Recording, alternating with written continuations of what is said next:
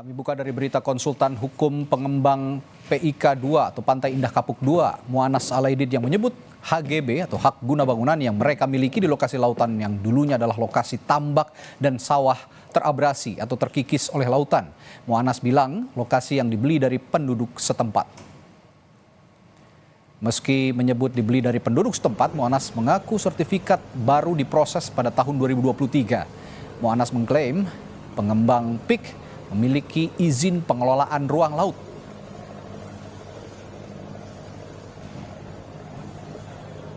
Jadi HGB yang dimiliki oleh kita ini ya, ini adalah tanah terabrasi, Mbak. Dulunya tambak sawah. Kita beli dari rakyat. Oke. Ada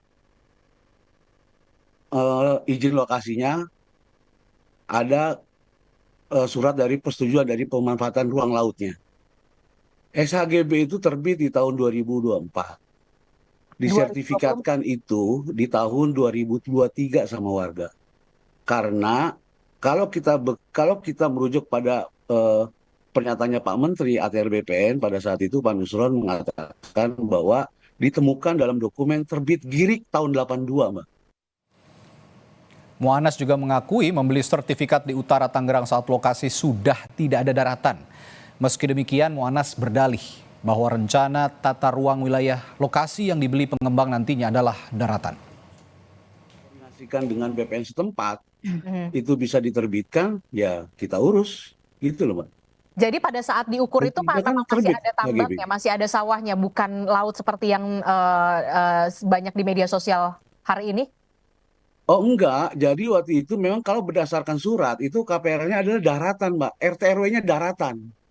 RT RW-nya itu daratan gitu loh. Jadi ya itu kan apa? Kalau dalam surat tanah itu yang dilihat itu jangan existing ya, Mbak, gitu loh. Tapi tata ruangnya itu adalah peruntukan untuk daratan. Saudara, ini adalah citra satelit yang kami dapatkan dari Google Earth dengan riwayat peta satelit sejak tahun 1984. Menurut konsultan hukum pengembang PIK 2 Mu'annas Alaidit, lokasi HGB yang mereka miliki dulunya adalah tambak dan sawah warga. Namun citra satelit menunjukkan, saudara, lokasi yang dimaksud sejak dulu adalah lautan. Citra satelit justru menunjukkan adanya reklamasi di kawasan PIK yang dulunya adalah kawasan lautan.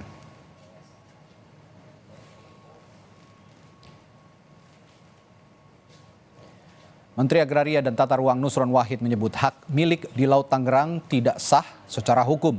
Menteri ATR, Kepala BPN, sempat berdebat dengan lurah setempat karena menyebut dahulunya titik pagar laut adalah empang. Saat meninjau langsung area lokasi pagar laut Desa Kohot, Kecamatan Paku Haji, Kabupaten Tangerang, Banten, Nusron menegaskan soal aturan tanah musnah. Nusron bilang proses pencabutan sertifikat lahan dilakukan bertahap setelah verifikasi di lapangan.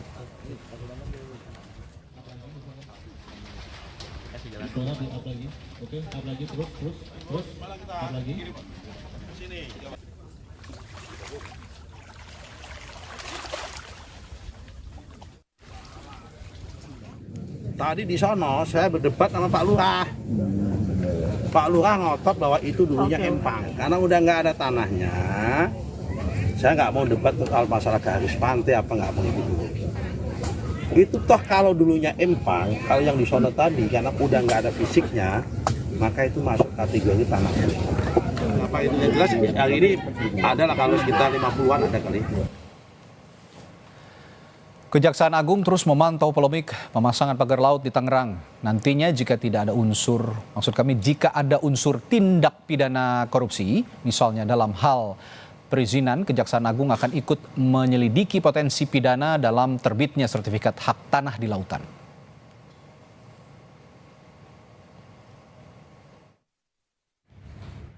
Mendalami apakah memang dalam masalah ini ada katakanlah peristiwa pidana ya yang terindikasi dalam kategori tindak pidana korupsi. Jika memang ada dugaan ya berdasarkan laporan masyarakat, misalnya terkait apakah perizinannya yang terindikasi ada dugaan tindak pidana korupsi dan seterusnya, tentunya kami akan melakukan pendalaman, dikaji, ditelaah, tentu ya sampai pada kemungkinan untuk ditangani. Saudara, meski sertifikat hak tanah terbit di era kepemimpinannya, Presiden ke-7 Republik Indonesia Joko Widodo menanggapi soal pagar laut di wilayah Kabupaten Tangerang, Banten. Jokowi menekankan pentingnya menelusuri proses terbitnya hak atas tanah di lautan dan meminta tidak fokus ke wilayah Tangerang saja. Yang paling penting itu proses legalnya, prosedur legalnya dilalui atau tidak. Betul atau enggak betul, itu kan proses dari kelurahan, proses ke kecamatan, proses di kantor BPN kabupaten.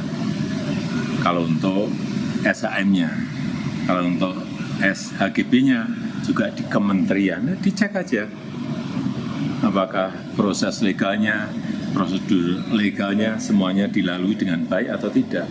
Dan itu juga tidak hanya di Tangerang, di Bekasi, juga ada di Jawa Timur, dan di tempat lain. Saya kira yang paling penting cek itu, investigasi itu, ya.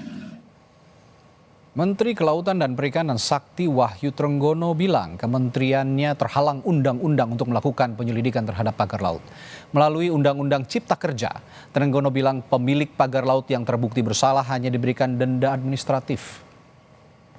Dari apa yang disampaikan oleh Menteri ATR BPN, itu kan menyebut nama perusahaan, terus kemudian ada juga pemilik nama perorangan gitu.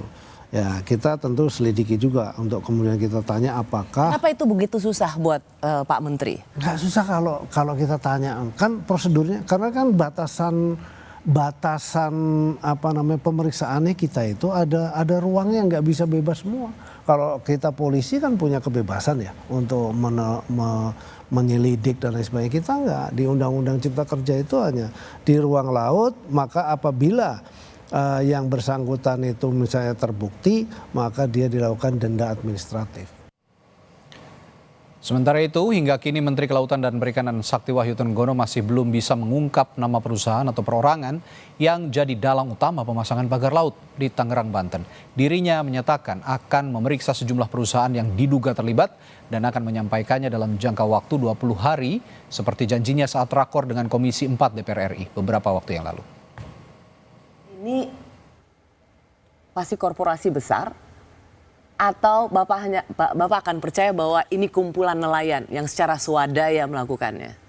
Ya, semua tentu akan kita periksa ya. Saya bukan berusaha untuk mengatakan pasti korporasi besar, pastinya. Doakan aja dalam waktu dekat ini kita bisa tahu siapa yang akhirnya menjadi terperiksa. Dan terus terang di wilayah kami kan hanya sampai di level itu tadi. Kita nggak akan bisa lari ke yang lain-lain. Tapi yang pasti di wilayah situ ada. Termasuk misalnya kita akan mempertanyakan perusahaan-perusahaan yang ada di situ. Ketika disinggung mengenai kekhawatiran apa yang tengah dihadapi Kementerian Kelautan dalam pengungkapan misteri pagar laut, Menteri Kelautan dan Perikanan Sakti Wahyu Trenggono bilang dirinya telah melakukan proses sesuai dengan porsi sebagai Menteri Kelautan dan Perikanan. Dirinya pun akan mengumpulkan bukti dari seluruh sumber yang terakurasi, baik dari lapangan maupun dari data kementerian. Sedang membawa pesan di luar yang selama ini sudah dicanangkan oleh Presiden Prabowo. Pesan apa? I don't know, you tell me. Tidak ada, Mbak Rosi, nggak ada pesan, nggak ada apa. Tapi yang pasti saya sudah melakukan apa yang sudah lakukan. Lalu kemudian sekarang sedang dalam proses. Kalau saya menjanjikan dalam waktu yang tidak lama mudah-mudahan bisa terungkap.